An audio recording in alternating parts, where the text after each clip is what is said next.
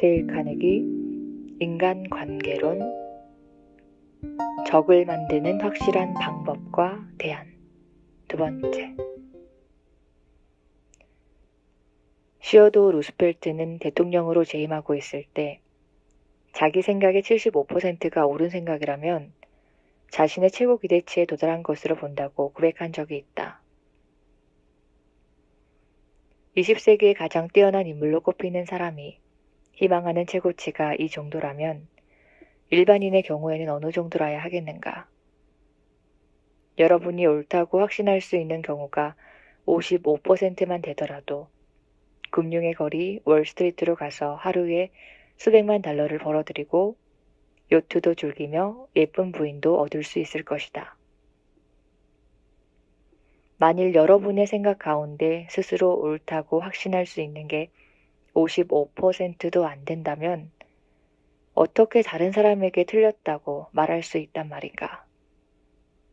여러분은 상대에게 눈빛이나 말투, 동작 하나만으로도 말로 하는 것 이상으로 충분히 당신이 틀렸어 라는 의미를 전달할 수 있다.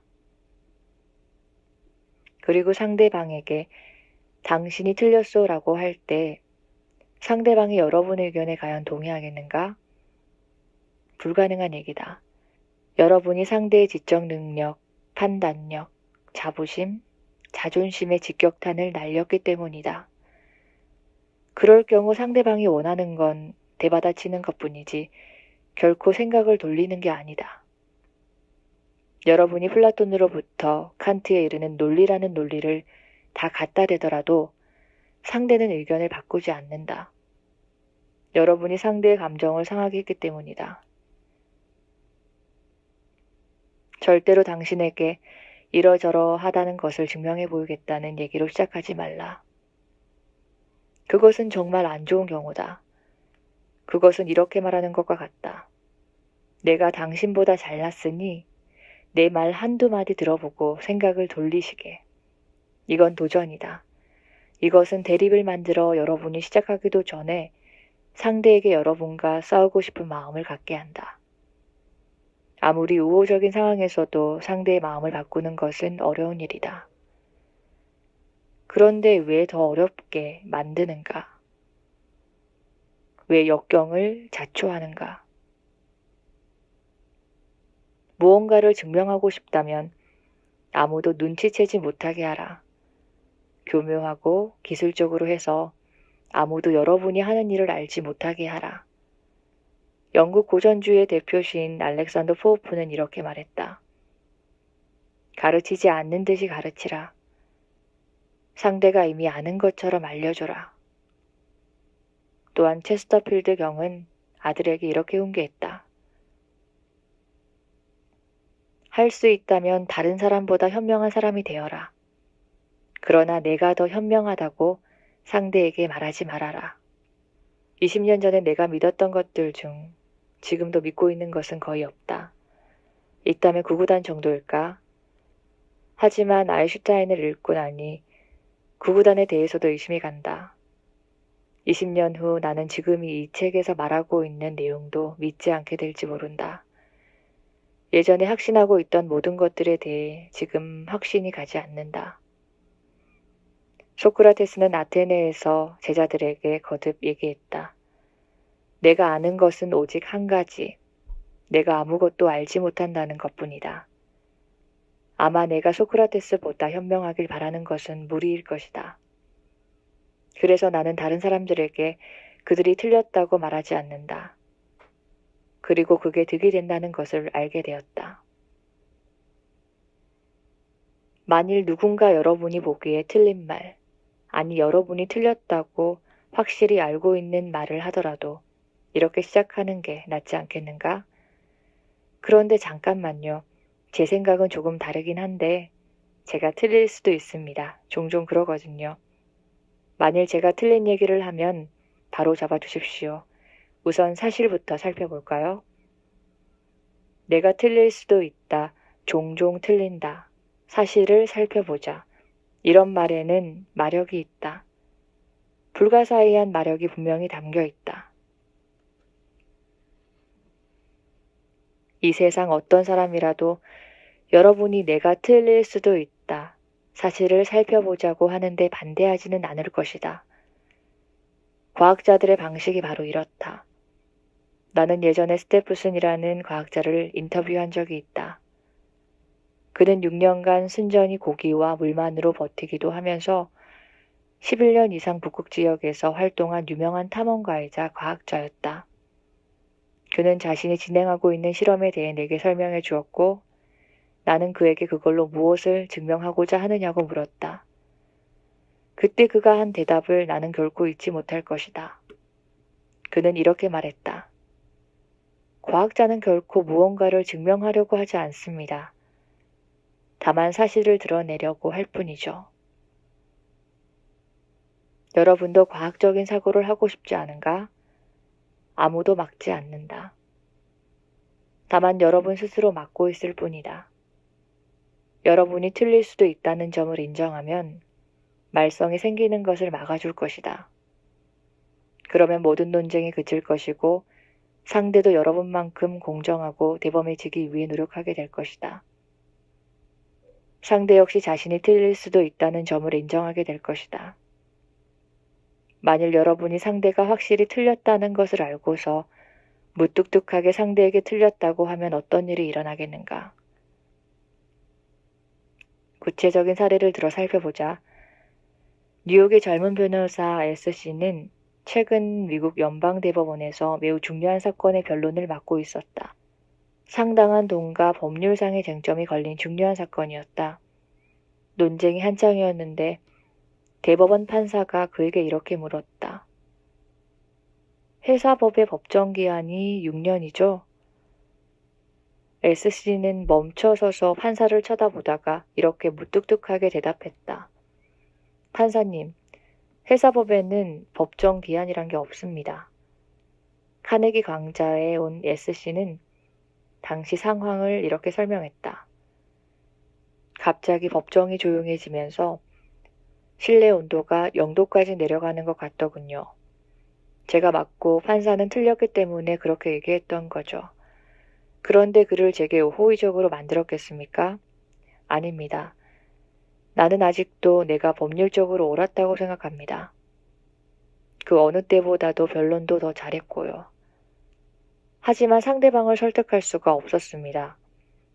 학식도 많고 이름도 있는 사람에게 당신이 틀렸소 하고 말하는 돌이킬 수 없는 실수를 저질렀기 때문입니다. 논리적인 사람은 거의 없다. 대부분의 사람들은 선입견과 편향된 생각을 갖고 있다. 미리 갖고 있던 관념, 질투, 의심, 공포, 시기, 자부심 등이 대다수 사람들의 눈을 가리고 있다. 그리고 대다수 사람들은 자신의 종교나 머리 모양 아니면 공산주의나 좋아하는 연예인에 대한 생각을 바꾸려 하지 않는다.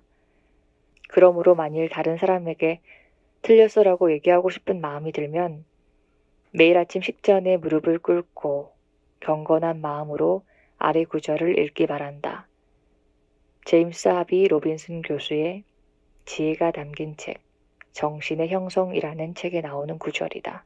우리는 가끔 아무런 저항이나 감정의 동요 없이 생각을 바꾸기도 한다. 하지만 남에게서 틀렸다는 얘기를 들으면 그 지적에 반감을 품고 생각이 더 굳어진다. 우리는 신념의 형성 과정에는 믿을 수 없을 정도로 무신경하다가도 누군가 그 신념을 빼앗으려 하면 그 신념에 쓸데없이 집착하게 된다. 우리가 소중히 여기는 것은 분명 사고 그 자체가 아니라 위기에 처한 우리의 자존심이다. 내 것이라는 간단한 말이 인간 행동에서 가장 중요한 것이므로 이 점을 잘 헤아리는 것이 지혜의 출발점이다. 내 식사, 내 계획, 내 집, 내 부모, 내 조국, 내 종교, 어느 교구나 같은 위력을 갖고 있다. 우리는 시계가 빠르거나 늦거나 혹은 차가 고물이라는 말에만 화를 내는 것이 아니라 화성에 운하가 있느냐, 살리신이 의학적으로 효과가 있느냐? 사르곤 1세가 살던 시기는 언제냐 등과 같은 개념이 틀렸다는 말을 들을 때도 화를 낸다. 우리는 습관적으로 옳다고 믿었던 것을 계속 믿고 싶어 한다. 그래서 믿는 것에 의문을 던지면 붕괴하면서 예전의 믿음을 유지하기 위하여 온갖 이유를 다 갖다 붙인다. 이런 결과 이른바 논증이라고 하는 것은 우리가 이미 믿고 있는 대로 계속 믿기 위한 논리를 찾는 과정일 뿐이라고 할 수 있다. 예전에 집장식을 위해 인테리어 업자에게 커튼을 주문한 적이 있다. 그런데 청구된 금액이 너무 많아 나는 깜짝 놀랐다. 며칠 뒤 한 부인이 집에 들렀다가 커튼을 보게 되었다. 내가 가격을 얘기했더니 그 부인은 놀리는 듯이 이렇게 말했다. 얼마라고요? 엄청나군요. 바가지 쓰신 것 같은데요? 맞는 말이었을까? 그렇다. 맞는 말이었다. 하지만 자신의 판단과 다른 진실을 그냥 듣고 있을 사람은 별로 없다. 나도 인간인지라 나를 방어하기 시작했다. 비싼 것이 결국 제값을 한다. 싸구려는 질이나 예술적 취향을 만족시켜주지 못한다. 등등을 지적했다. 다음 날은 다른 친구가 찾아왔는데 이번에는 열을 내가며 커튼을 칭찬하더니 자기도 형편만 되면 이렇게 멋진 작품으로 집을 장식하고 싶다는 게 아닌가? 내 반응은 전날과는 정반대였다. 솔직히 말해 나도 형편이 되지 않아. 돈이 너무 많이 들었거든. 괜히 샀다고 후회하고 있어.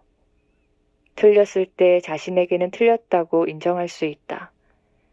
남이 지적하더라도 교묘히 은근하게 지적하면 다른 사람에게도 잘못을 인정할 수 있다. 또 자신이 틀렸다는 것을 인정함으로써 때로는 자신의 솔직함과 대범함의 뿌듯함을 느끼기도 한다.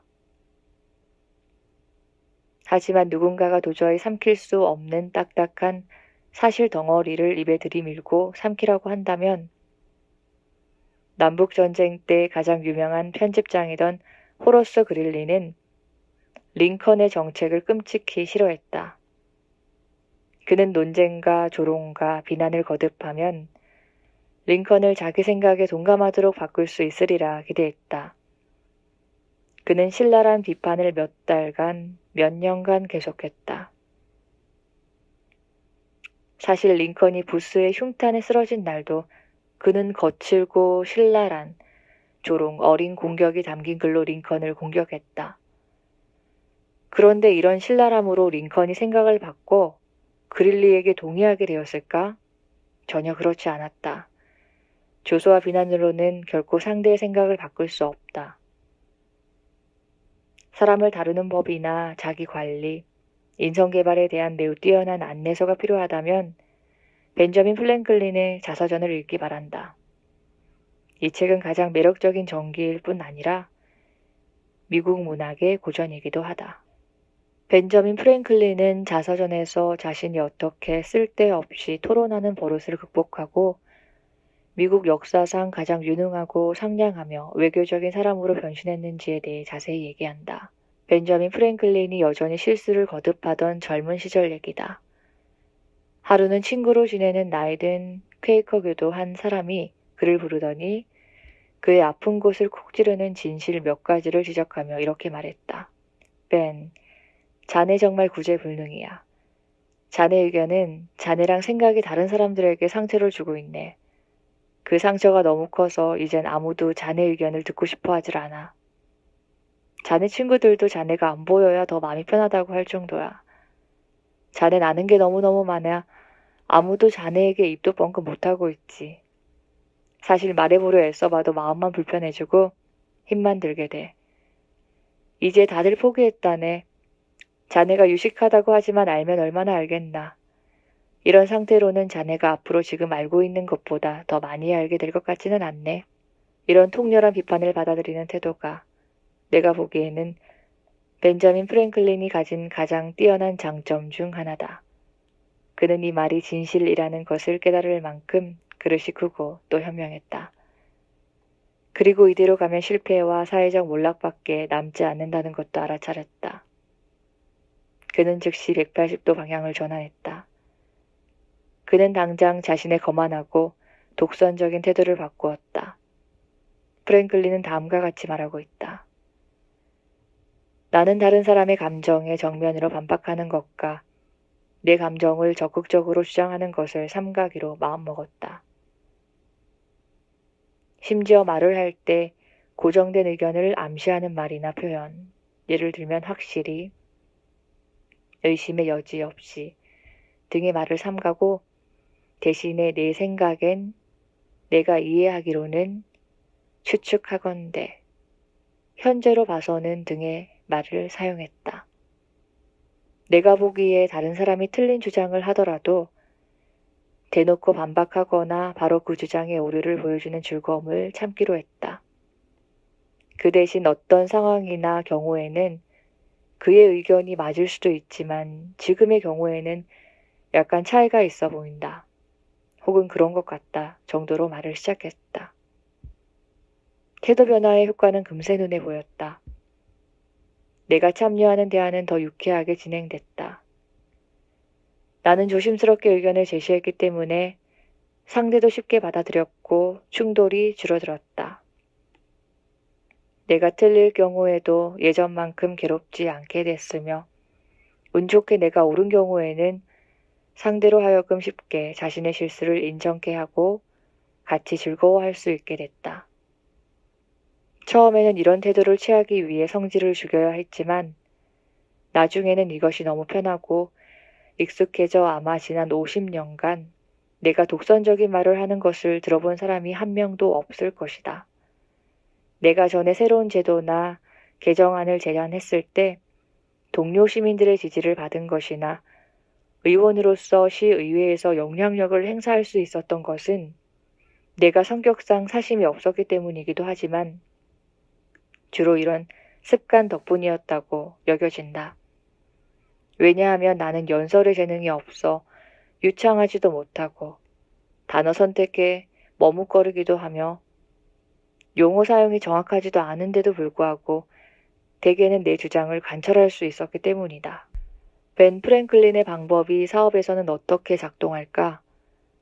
두 가지 사례를 살펴보자. 뉴욕에 사는 마오니는 정유회사의 특수 장비를 공급하는 일을 하는데 어느 날 롱아일랜드에 있는 주요 고객으로부터 주문을 받았다. 설계도가 만들어지고 고객의 승인이 나자 장비는 제작에 들어갔다. 그때 문제가 생겼다. 고객이 자신의 친구들과 주문에 대해 상의를 했더니 친구들이 그가 중대한 실수를 하고 있다고 지적했던 것이다.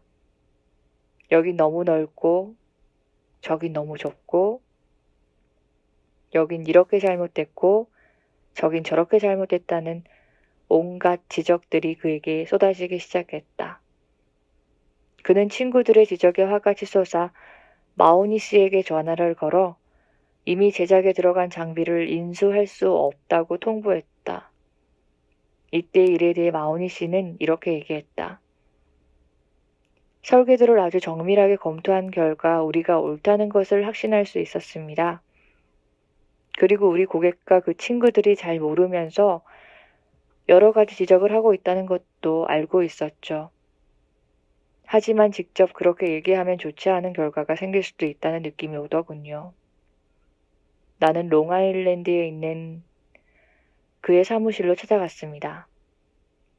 사무실로 들어갔더니 그는 자리에서 벌떡 일어나 내게로 다가와 불만을 쏟아내기 시작했습니다. 어찌나 흥분해 있던지 얘기를 하면서 주먹을 휘두를 정도였습니다. 나와 장비에 대해 비난을 퍼붓더니 이렇게 말을 끝냈습니다. 자, 이제 어떻게 할 거요? 나는 매우 침착하게 어떤 요청이든 다 들어드리겠다고 그에게 말했습니다. 장비에 대해 돈을 내실 분은 당신이니 당신이 원하는 대로 하실 수 있습니다. 다만 누군가 책임은 져야 합니다. 당신이 맞다고 생각하신다면 설계도를 주십시오. 이미 $2,000가 들어가긴 했지만 그 돈은 우리가 떠안겠습니다. 당신을 위해 기꺼이 $2,000 손실을 감수하겠습니다. 하지만 당신이 주장하는 대로 제작을 할 경우 책임은 당신이 져야 한다는 점은 알려드려야 하겠군요. 그리고 우리는 여전히 우리 설계가 맞다고 생각하기 때문에 만일 우리 설계대로 제작을 할 경우 모든 책임은 우리가 지겠습니다. 이런 얘기를 할 때쯤 되자 그는 진정이 되었습니다. 그러고는 마침내 이렇게 얘기했습니다. 좋습니다. 그럼 그렇게 진행하지요. 하지만 일이 잘못될 경우 모든 책임을 져야 합니다. 우리 판단이 정확해서 제작은 성공적으로 끝이 났습니다. 그리고 그는 그 시즌의 예정과 비슷한 주문을 2개나 더 내기로 약속했습니다. 그 사람이 나를 모욕하고 내 눈앞에서 주먹을 휘두르며 일을 제대로 알기나 하는 사람이냐고 말했을 때 따지고 반박하고 싶은 충동을 참느라 내가 가진 모든 자제력을 동원해야만 했습니다. 참느라고 땀깨나 흘렸지만 보람이 있었습니다. 만일 내가 당신이 틀렸소 하고 논쟁을 시작했다면 소송으로 이어졌을 테고 서로 감정을 상하고 금전적으로도 손실이 생겼을 테고 또 중요한 고객 한 사람을 잃어버렸을 것입니다. 그래서 나는 확신합니다. 상대에게 틀렸다고 말하는 건 절대 득이 되지 않습니다. 이제 다른 사례를 보자. 그리고 지금 인용하는 사례들은 수많은 사람들의 경험에서 공통적으로 나타나는 전형적인 경우라는 것을 명심하기 바란다. 크로울리는 뉴욕에 있는 가드너 테일러 목재회사의 세일즈맨이다. 그는 자신이 수년 동안 깐깐한 목재 검사관들을 대상으로 그들의 잘못을 지적하는 논쟁에 벌여왔다고 털어놓았다. 대부분의 경우 그가 옳았다. 하지만 그건 아무 소용이 없었다. 크로울리의 얘기를 빌리자면 목재 검사관들은 마치 야구 심판들 같아서 한 번 판정을 내리면 번복하는 일이 없었기 때문이다. 크로울리 씨는 자신이 논쟁에서 이기긴 하지만 그로 인해 회사는 수천 달러의 손실을 입고 있다는 사실을 깨달았다. 그래서 카네기 강좌를 수강하는 중에 그는 전술을 바꿔서 논쟁을 관두기로 결심했다. 결과가 어땠을 것 같은가? 크로울리가 강좌에 와서 털어놓은 얘기를 들어보자. 하루는 아침부터 사무실로 전화가 왔습니다. 거래처 전화였는데 전화를 건 직원은 짜증 섞인 목소리로 우리가 보낸 차 한 대 분량의 목재가 전량, 품질, 불량 판정이 나서 하역을 하다 중단했으니 지금 당장 목재를 다 회수해 가라고 통보했습니다. 목재의 4분의 1가량이 하역된 상황에서 목재 검사관이 불량률이 55%라고 통보했기 때문에 인수를 거절했던 것입니다.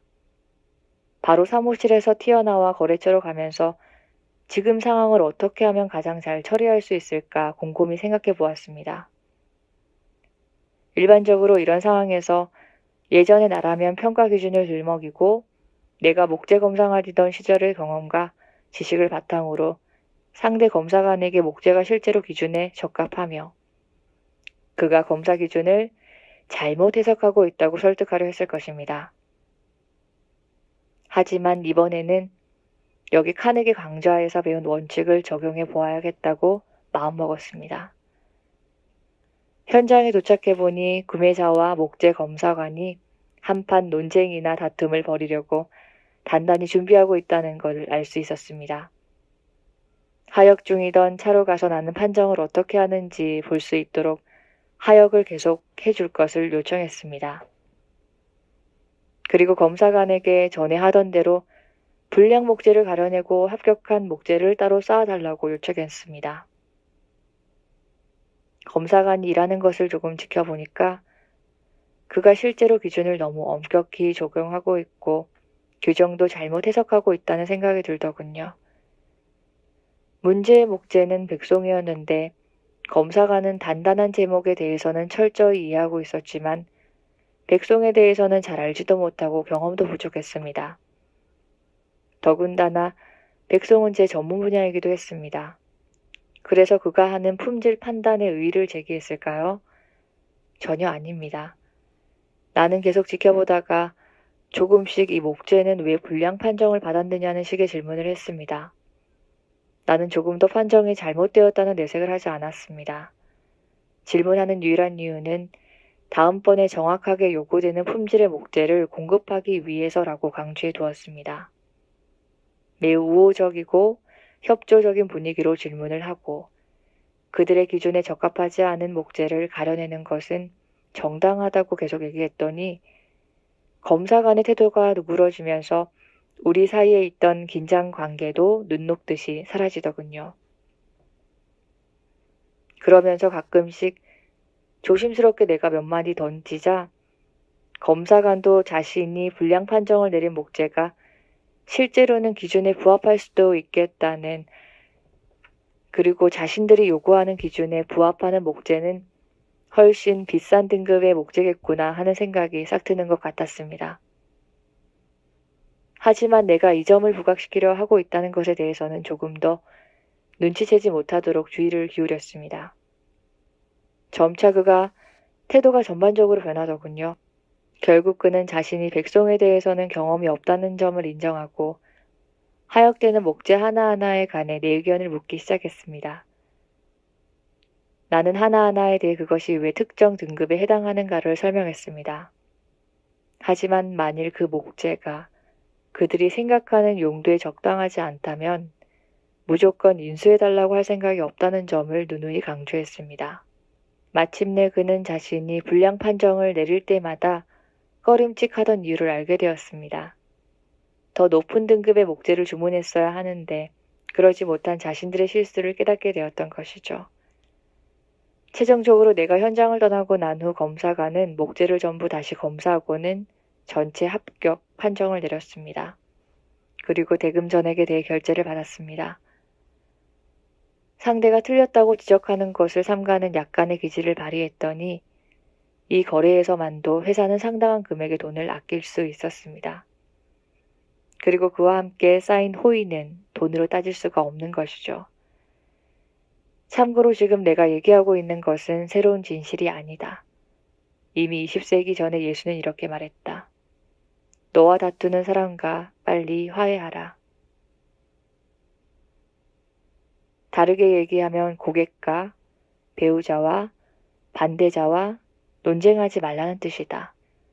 상대가 틀렸다고 말하거나 상대를 돕지 말고 약간의 수완을 발휘하라. 기원전 22세기에 이집트를 통치하던 아크토이 왕은 아들에게 몇 가지 현명한 가르침을 내렸다. 4000년 전 어느 날 오후 늙은 아크토이 왕은 술을 마시다 이렇게 얘기했다. 다른 사람의 감정을 상하게 하지 말라. 그러면 내가 바라는 대로 될 것이다. 오늘날에도 꼭 필요한 가르침이 아닐 수 없다. 그러므로 상대를 설득하고 싶다면 다음 방법과 같이 해보라. 상대방을 설득하는 방법. 상대의 의견을 존중하라. 상대의 잘못을 지적하지 말라.